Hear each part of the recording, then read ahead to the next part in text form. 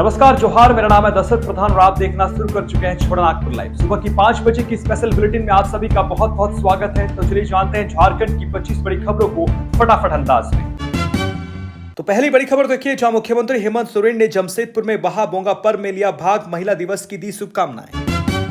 जमशेदपुर में बहा बोंगा पर्व के अवसर पर झारखंड के मुख्यमंत्री हेमंत सोरेन ने अपनी पत्नी कल्पना सोरेन के साथ शिरकत की। उन्होंने कदमा में आयोजित कार्यक्रम में पूजा अर्चना की और आदिवासी समाज के लोगों को संबोधित किया। मुख्यमंत्री हेमंत सोरेन ने कहा कि प्रकृति की उपासना का यह महापर्व उन्हें इतनी व्यस्तता के बावजूद रांची से जमशेदपुर खींच लाया। उन्होंने वादा किया कि वो हर साल इस कार्यक्रम में जमशेदपुर आया करेंगे। इस अवसर पर मुख्यमंत्री हेमंत सोरेन ने महिला दिवस की शुभकामनाएं भी दी। उन्होंने कहा कि वो मैया समान योजना का पैसा सभी महिलाओं के खाते में भेज रहे हैं ताकि वे अपने पर्व त्योहार अच्छी तरह से मना सके। आगे सीएम हेमंत सोरेन ने कहा कि आदिवासी प्रकृति के पूजक हैं और इसी के सानिध्य में रहकर गुजर बसर करते हैं। आदिवासी के साथ साथ दूसरे समाज और समुदाय को भी जल जंगल जमीन को सुरक्षित और संरक्षित करने के बारे में चिंतन करनी चाहिए। वे शनिवार को कदमा संताल जौहरथान में आयोजित बहा बोंगा पर्व पर उपस्थित लोगों को संबोधित कर रहे थे। उन्होंने कहा कि आदिवासी समाज अपने अपने गांव में प्रकृति की उपासना का महापर्व बहा मना रहे हैं। इसके जरिए समाज के लोग वन, पर्यावरण और देवी देवताओं के प्रति आभार जता रहे हैं। आभार जताने के लिए ही सामूहिक रूप से जौहरथान में पूजा अर्चना कर देवी देवताओं को नमन करते हैं। मुख्यमंत्री हेमंत सोरेन ने कहा कि आदिवासी समाज की स्वशासन व्यवस्था सदियों से चली आ रही है। वे आदिकाल से इस धरती पर निवास करते आ रहे हैं। इस समाज को अपनी संस्कृति, स्वशासन व्यवस्था और सांस्कृतिक धरोहर पर गर्व करना चाहिए। आदिवासी समाज एक सुरक्षित सामाजिक व्यवस्था में रहते आ रहा है, इसलिए यह समाज काफी समृद्ध और संतुष्ट रहा है। आज भले ही लोग मंगल ग्रह पर जाकर लौट आए हों, लेकिन आदिवासियों के बड़े बुजुर्गों के पास जितनी जानकारी है उतनी किसी और के पास नहीं है। उन्होंने आदिवासी समाज से आह्वान किया है कि वे अपने पर्व त्योहार को हर्षोल्लास के साथ परंपरागत तरीके से मनाएं और अपनी सामाजिक तथा सांस्कृतिक एकता को बनाए रखें। अगली खबर देखिए, बोकारो से है, जहां आबादी के हिसाब से हिस्सेदारी मिले, बोले दिलीप। राष्ट्रीय तेली साहू महासंगठन की ओर से होली मिलन समारोह का आयोजन शुक्रवार को फुसरो स्थित डॉक्टर राजेंद्र प्रसाद स्मृति भवन में किया गया। मुख्य रूप से प्रदेश अध्यक्ष दिलीप नीलेश, प्रदेश उपाध्यक्ष संजय कुमार साहू, प्रदेश सचिव भुवनेश्वर साहू व प्रदेश महामंत्री रमेश प्रसाद नायक उपस्थित थे। मौके पर फुसरो निवासी अनिल गुप्ता को संगठन का बोकारो जिला अध्यक्ष और बोकारो निवासी गोपाल साहू को युवा प्रकोष्ठ का जिला अध्यक्ष बनाया गया। महिला प्रकोष्ठ का गठन अप्रैल तक करने को कहा गया। प्रदेश अध्यक्ष ने कहा कि राष्ट्रीय अध्यक्ष साहू मुरारी गुप्ता की अगुवाई में देश के 28 प्रदेशों व 9 केंद्र शासित प्रदेशों में महासंगठन को मजबूत किया जाएगा। 14 करोड़ आबादी के हिसाब से हिस्सेदारी की मांग है। झारखंड में 51 सदस्यीय समिति बनाई जा रही है। हर जिले से 2 लोग शामिल किए जा रहे हैं। बोकारो जिले से प्रदेश सचिव भुवनेश्वर साहू व प्रदेश महामंत्री रमेश प्रसाद नायक को शामिल किया गया है। साथ ही झारखंड के सभी 24 जिलों में महासंगठन के हर प्रकोष्ठ को गठन किया जा रहा है। 11 लाख आबादी के हिसाब से हिस्सेदारी हमारा अधिकार बनता है। राजनीतिक दलों के द्वारा अब तक ठगा गया है, परंतु अब नहीं। कहा कि सामाजिक दायित्व के तहत सामूहिक विवाह समारोह कराया जा रहा है। जरूरतमंद बच्चों की पढ़ाई के लिए मदद की जा रही है। 29 अप्रैल को भामाशाह की जयंती पर रांची में होने वाली रैली में बोकारो जिले से कम 1000 लोग शामिल होंगे। अगली खबर देखिए, गिरिडीह से है, जहां व्यवसायी के घर पर अपराधियों ने डाका डाला, जेवरात समेत 10 लाख रुपए लूटकर चलते बने। गिरिडीह के जमुआ द्वार प्रहरी मुख्य मार्ग के प्रतापपुर मोड़ पर स्थित एक व्यवसायी के घर से नकाबपोश अपराधियों ने लूटकांड की घटना को अंजाम दिया है। घटना देर रात 2 बजे की है। लूटपाट करने से पहले अपराधियों ने सभी के साथ मारपीट की और परिजनों को बंधक बना लिया। इसके बाद अलमीरा में रखे जेवरात समेत 10 लाख रुपए नगद की चोरी कर ली। रात को सोने के दौरान दिया घटना को अंजाम। घटना के संबंध में भुक्तभोगी व्यवसायी का कहना है कि शुक्रवार देर रात वे अपने किराना दुकान बंद कर घर आए। इसके बाद खाना खाकर परिवार के सदस्य अपने अपने कमरे में सो रहे थे। इस दौरान दुकान की गली में लगा शटर तोड़कर 6 अपराधी कमरे में घुस आए और हथियार के बल पर सभी को बंधक बना लिया। अगली बड़ी खबर देखिए, सरायकेला से आ रही है, जहां टाटा कटिहार एक्सप्रेस से चांडिल स्टेशन में 37,000 की शराब बरामद। चांडिल रेलवे स्टेशन पर टाटा कटिहार एक्सप्रेस की जनरल बॉगी से आरपीएफ ने 3 पिट्ठू बैग से भारी मात्रा में अंग्रेजी शराब बरामद किया है। बरामद शराब को आबकारी विभाग को सौंप दिया गया है। उक्त शराब को बिहार ले जाया जा रहा था। जानकारी के अनुसार होली का त्यौहार देखते हुए चांडिल रेलवे स्टेशन पर ASI Gunpur Prasad, ASI AK Mahato, RPF post के CNI HC जी उरांव और सिटी तन्मय मंडल ने विशेष जांच की।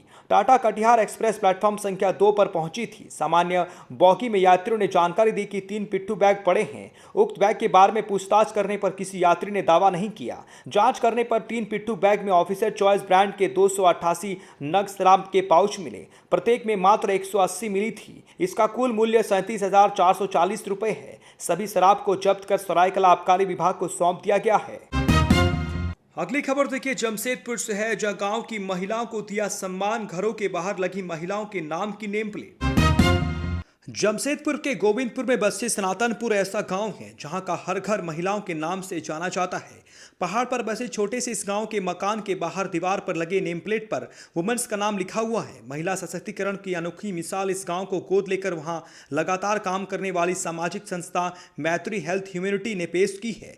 8 मार्च को इंटरनेशनल वुमेन्स डे के मौके पर सामाजिक संस्था मित्र हेल्दी ह्यूमैनिटी ने गांव के हर घर के मुखिया के नाम पर महिला के नाम वाला नेम प्लेट लगाया है। संस्था की सचिव स्मृति कुमारी ने बताया कि वुमेन्स एम्पावरमेंट तभी होगा जब महिलाओं के हाथ में जिम्मेदारी होगी।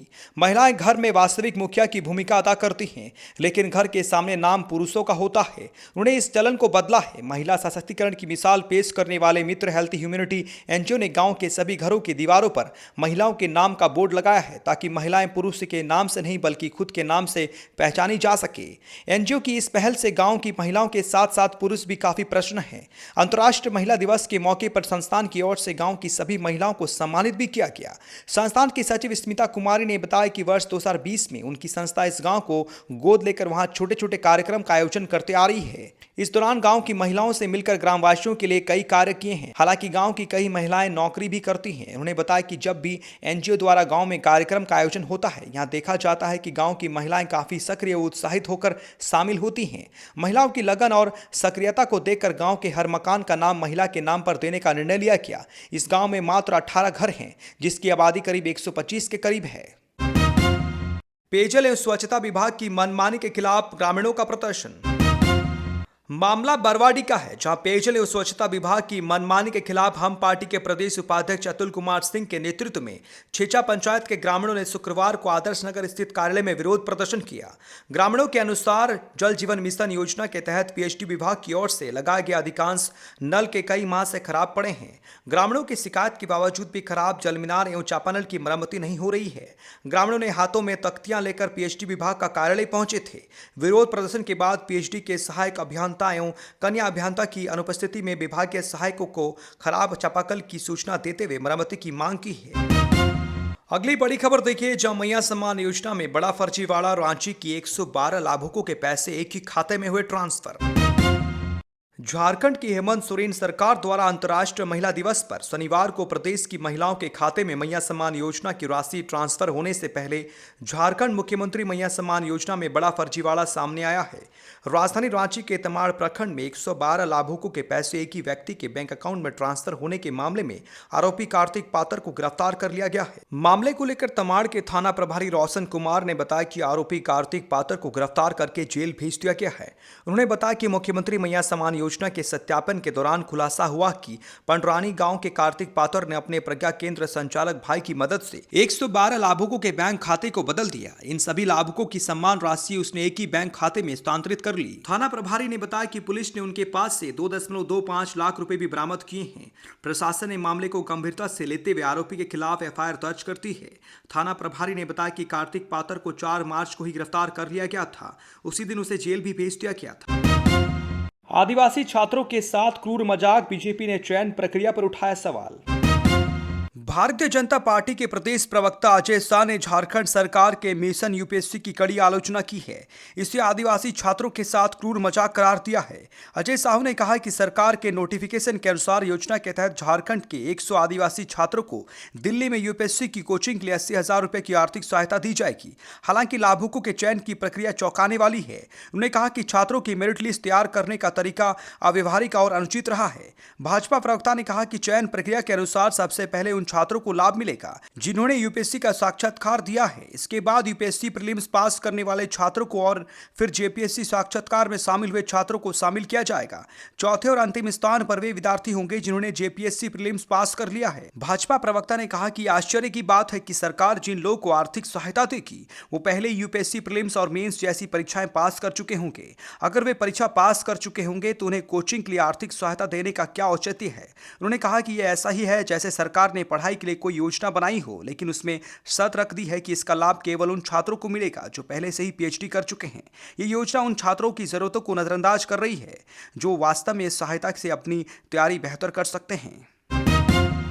अगली खबर देखिए मौसम से जुड़ा हुआ है, जहां झारखंड में बढ़ने वाली है गर्मी। अगले 5 दिन में कैसा रहेगा मौसम, जाने वेदर फोरकास्ट। झारखंड में गर्मी बढ़ने वाली है। भारत मौसम विज्ञान विभाग के मौसम केंद्र रांची ने यह जानकारी दी है। मौसम केंद्र ने कहा है कि झारखंड में जल्द ही मौसम करवट लेने वाला है। अब तक लोगों को सुबह शाम ठंड लग रही थी, दिन में गर्मी थी, अब तापमान में बढ़ोतरी होने वाली है, जिससे मौसम बदल जाएगा। मौसम केंद्र के मुताबिक अगले 5 दिनों में अधिकतम तापमान में धीरे धीरे 4 से 5 डिग्री सेल्सियस की वृद्धि होगी, जिससे झारखंड में गर्मी बढ़ेगी। मौसम वैज्ञानिक ने बताया कि झारखंड में कई दिनों से अधिकतम और न्यूनतम तापमान में कभी गिरावट आ रही थी तो कभी बढ़ोतरी हो रही थी। रविवार 9 मार्च 2025 को राज्य के दक्षिण हिस्से में आंशिक बादल छाए रहेंगे। हालांकि राज्य के अन्य हिस्सों में आसमान साफ रहेगा, मौसम शुष्क बना रहेगा। अगली खबर देखिए गिरिडीह से है, जहां ऑनलाइन गेम के चक्कर में गवाए रुपया तो मां के साथ मिलकर रची लूटकांड की कहानी, फिर ऐसा हुआ खुलासा। गिरिडीह में एक युवक ने अपने मां के साथ मिलकर एक घर में लूटकांड की घटना को अंजाम दिया। दरअसल वह शख्स ऑनलाइन गेम के चक्कर में 4.5 लाख रुपए गवा चुका था। इस वजह से उन्होंने ये घटना को अंजाम दिया। ये बातें सरिया थाना क्षेत्र के अचवाटाड़ के बीते दिन 2 मार्च को एक घर में हुई लूटकांड खुलासा करते हुए पुलिस ने कही है। पुलिस अधिकारियों ने प्रेस वार्ता में बताया कि शिकायतकर्ता ही घटना का मास्टरमाइंड है। सरिया अनुमंडल पुलिस पदाधिकारी धनंजय राम और थाना प्रभारी आलोक कुमार सिंह ने शुक्रवार को बताया कि ऑनलाइन गेम के चक्कर में 4.5 लाख रुपए गंवाने के बाद शिकायतकर्ता ने अपने मां के साथ मिलकर लूट की कहानी रची। पत्रकार सम्मेलन में बताया गया कि 2 मार्च को हुई इस लूटकांड की घटना को स्वयं भुक्तभोगी और उसके मां ने रचा था। पुलिस ने इस घटना को लेकर भुक्तभोगी द्वारा दिए गए आवेदन के आलोक में चोरी का मामला दर्ज करते हुए अनुसंधान शुरू किया। जांच के क्रम में पता चला कि आवेदक जितेंद्र कुमार मंडल को ऑनलाइन गेम खेलने की लत लग गई थी। इस दौरान बीते 4 माह के अंदर लगभग 4.5 लाख रुपया ऑनलाइन गेम के चक्कर में वो गवा दिया था। इसमें हारे हुए पैसा का एक हिस्सा इसकी शादी के लिए मिले दहेज का एक भाग था। ज्यों-ज्यों शादी की तारीख नजदीक आती जा रही थी, परिजन उससे शादी की तैयारी वो खरीदारी के लिए पैसे की मांग करने लगे। वो सारा पैसा ऑनलाइन गेम में वो हार चुका था। इधर दबाव बढ़ने पर जितेंद्र कुमार मंडल ने अपनी मां को पैसे खत्म होने जाने की घटना की जानकारी दी और पैसे के लिए ज्यादा दबाव बनाने पर आत्महत्या कर लेने की धमकी दी। मां भी पुत्र की ममता और मोह के चक्कर में उसके द्वारा बनाई गई लूट व चोरी की कहानी में शामिल हो गई। उन लोगों ने घर में बंधक बनाकर 1,74,000 रुपए की लूट, 400 ग्राम चांदी और 3 ग्राम सोने के जेवर की चोरी की कहानी रची। एसडीपीओ ने बताया कि पीड़ित द्वारा बार बार बयान बदले जाने, उसके बैंक खाते की जांच करने और टेक्निकल सेल द्वारा उसके मोबाइल का सीडीआर निकालने के बाद परत दर परत मामला का खुलासा होता चला गया। उक्त बातों की स्वीकृति घटना के मास्टरमाइंड सह वादी जितेंद्र कुमार मंडल, उसकी मां व दिग्दाम पति ने दी। झारखंड की 25 बड़ी खबरों के बुलेटिन से जुड़े रहने के लिए आपका धन्यवाद। चैनल को सब्सक्राइब करें और ज्यादा से ज्यादा वीडियो को शेयर जरूर करें। धन्यवाद। जोहार।